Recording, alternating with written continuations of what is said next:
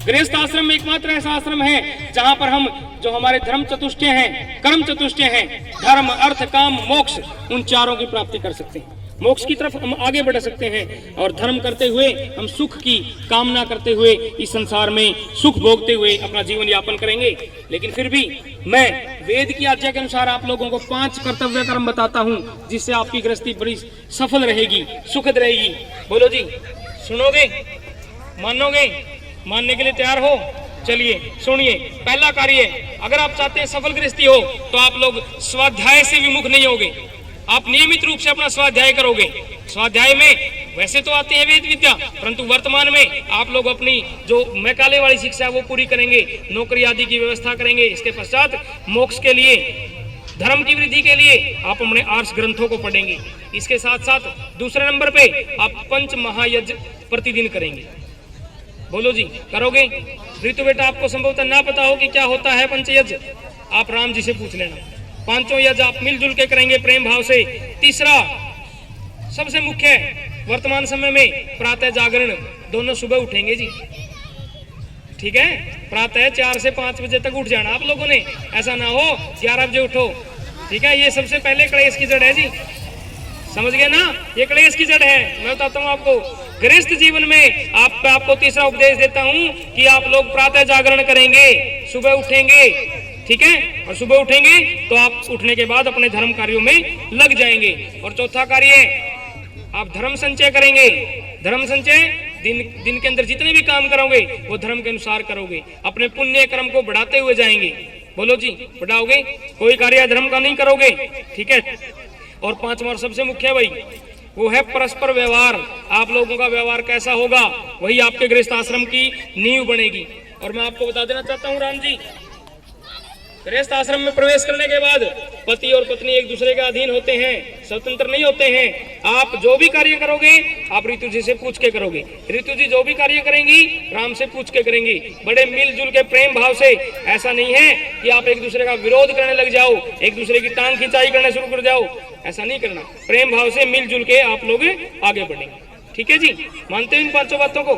अब एक चीज और, विवाह के अवसर पर और गृहस्थ आश्रम में एक पत्नी अपनी पति से कुछ चीजें चाहती है, कुछ बातें मनवाना चाहती है।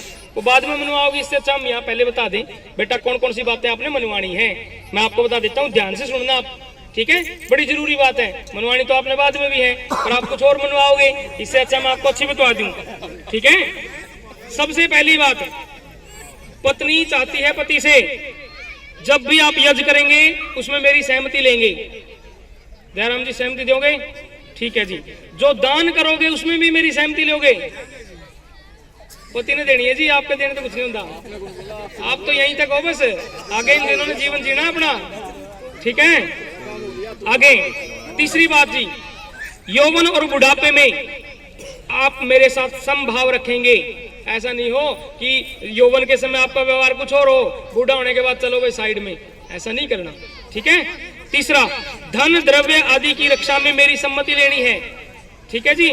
और गाय बैल घोड़ा मोबाइल फोन कार मोटरसाइकिल कुछ भी बेचोगे या खरीदोगे आप ऋतु जी की राय लोगे, ठीक है? और छठा, ऋतु चाहे कोई सी भी हो, गर्मी सर्दी वर्षा ग्रीष्म जो भी है, उसमें आप समान सद्भाव रखेंगे, ठीक है? अपना व्यवहार एक जैसा रखेंगे। और 7वां और जो सबसे मुख्य होता है आज के समय में, वो है 7 सहेलियों में मेरी कभी हंसी नहीं उड़ाएंगे, मुझे बुरा भला नहीं कहेंगे, ठीक है जी?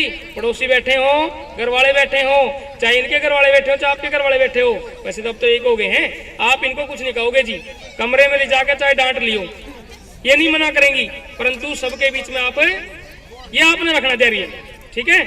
अब ठीक है बेटा ऋतु, मानेंगे ये सारी, राम जी ने मान ली है बात।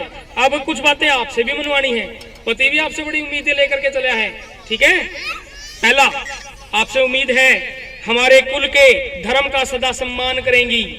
आज से राम जी के परिवार का जो सम्मान है, जो इज्जत है, वो आपके हाथ में है।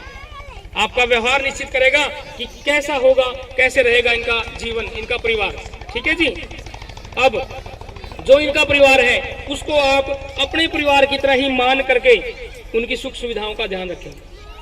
जैसे आपके माता पिता यहाँ हैं, वैसे आपके माता पिता अब राम जी के माता पिता, आप उनको भी अपना मान करके आगे बढ़ोगे। अब तीसरी बात, बड़े लोगों के धर्म अनुकूल उपदेश का सदा ध्यान रखोगे। बड़े जो भी सलाह दें आपको धर्म के अनुसार उनकी आप मानोगे, और यश में, सुख की वृद्धि में आप राम जी का साथ देंगे। ठीक है जी।